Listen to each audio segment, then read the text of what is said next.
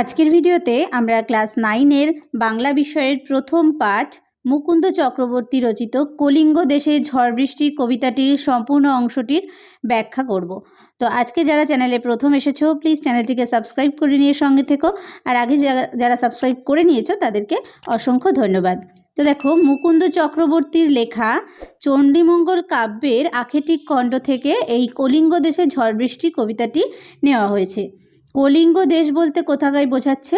ওড়িশা ও তার দক্ষিণে অবস্থিত দ্রাবিড় অঞ্চল সহ যে সমস্ত প্রাচীন প্রদেশগুলো রয়েছে সেই সেইটাই হচ্ছে কলিঙ্গ দেশ। তো সেখানের ঝড় বৃষ্টি বর্ণনা প্রসঙ্গেই এই কবিতাটি। তো চলো আমরা দেরি না করে শুরু করছি। দেখো, মেঘে কইল অন্ধকার, মেঘে কইল অন্ধকার, দেখিতে না পায় কেহ অঙ্গ আপনার।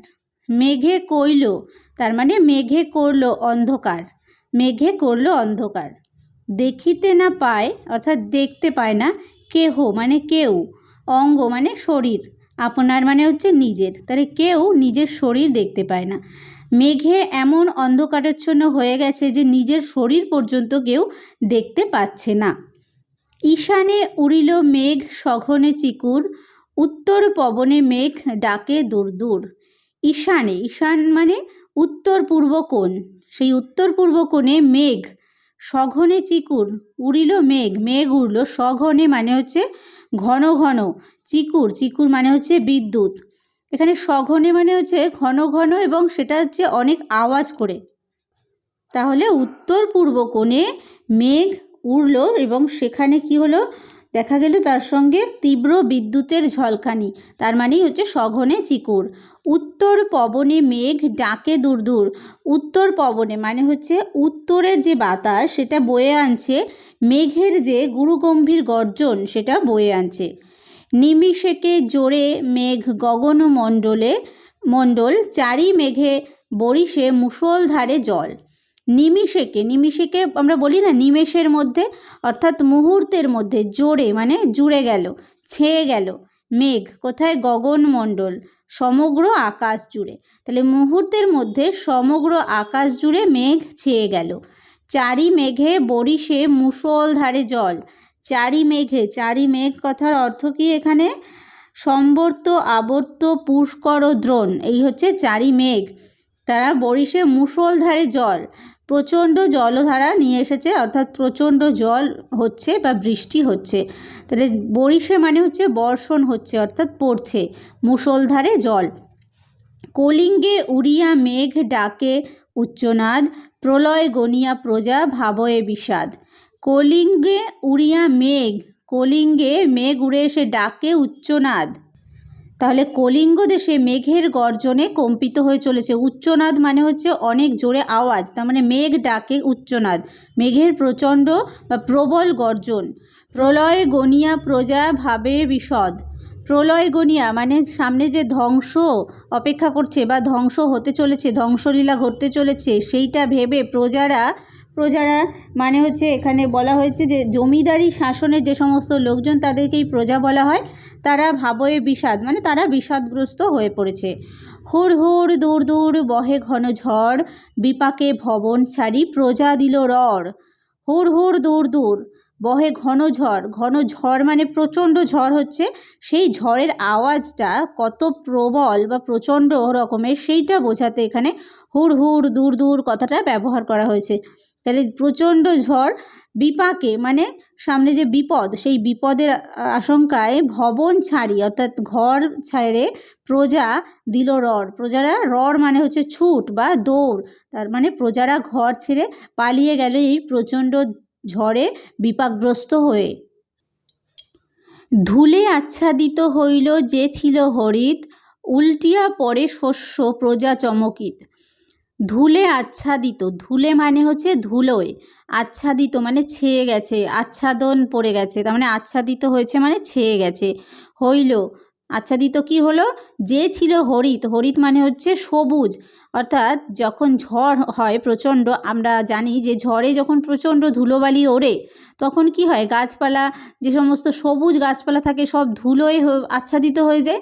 তো সেটাই বলা হচ্ছে ধুলে আচ্ছাদিত হইল যে ছিল হরিত, উল্টিয়া পড়ে শস্য, শস্য মানে যে ফসল, সেই ফসল উল্টে পড়ে।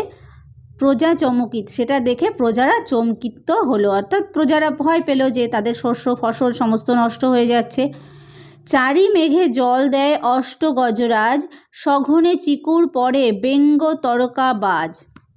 চারি মেঘ আমরা আগের লাইনেই আমরা পড়লাম আগে।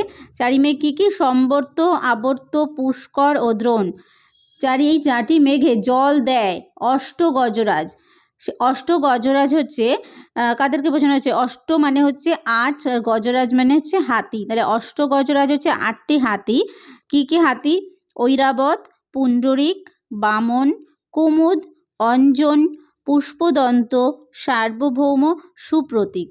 এই যে 8টা যে হাতির নাম, এইটা হচ্ছে পুরাণ মতে এই 8টি হাতি 4টি মেঘের আড়াল থেকে যেন জল দিচ্ছে।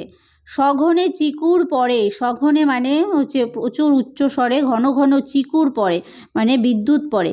কিভাবে বিদ্যুৎ পড়ে? ব্যঙ্গ তরকা বাজ।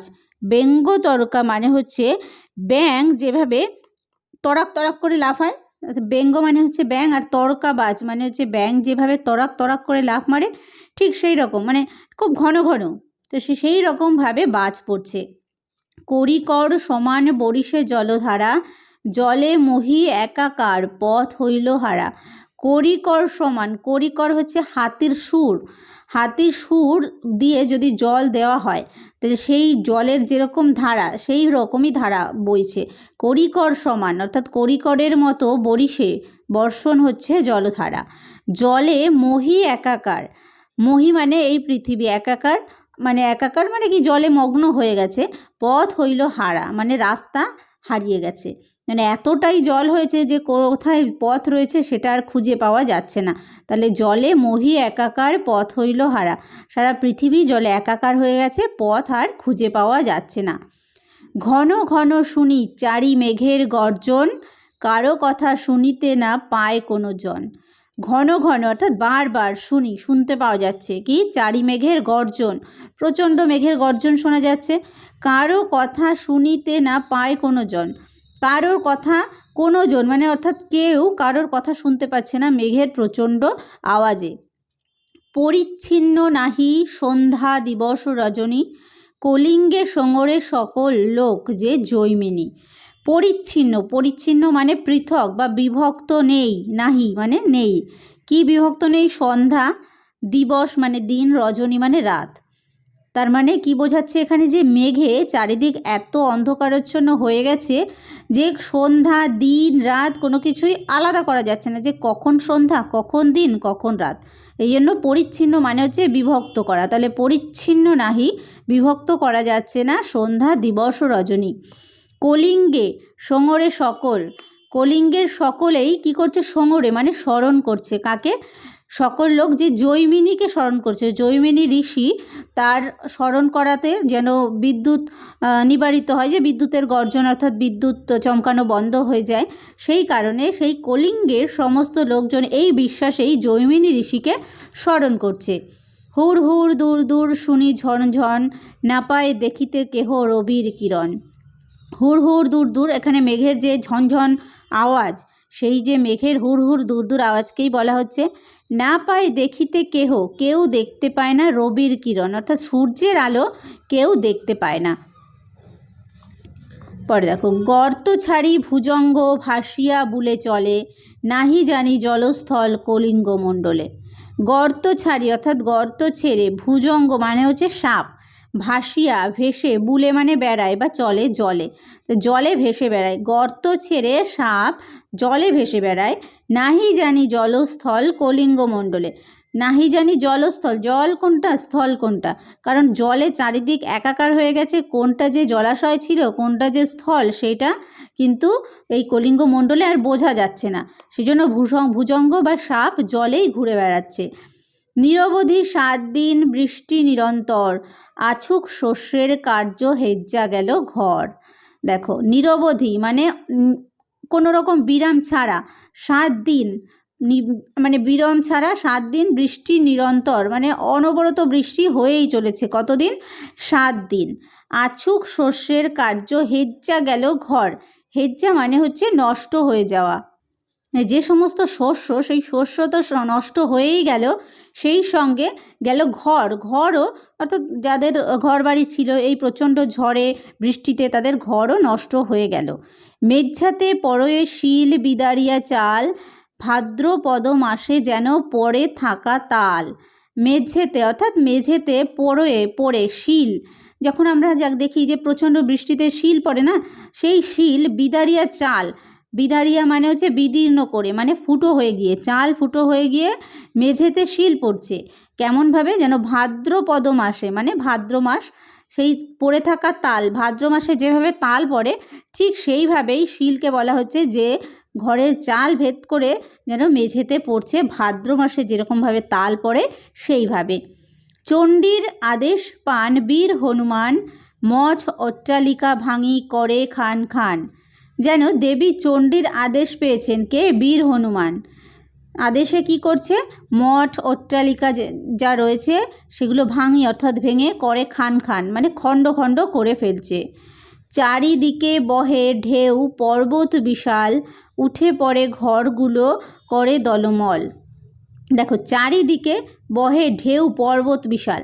ঢেউকে এখানে পর্বত বিশাল বলা হয়েছে কেন?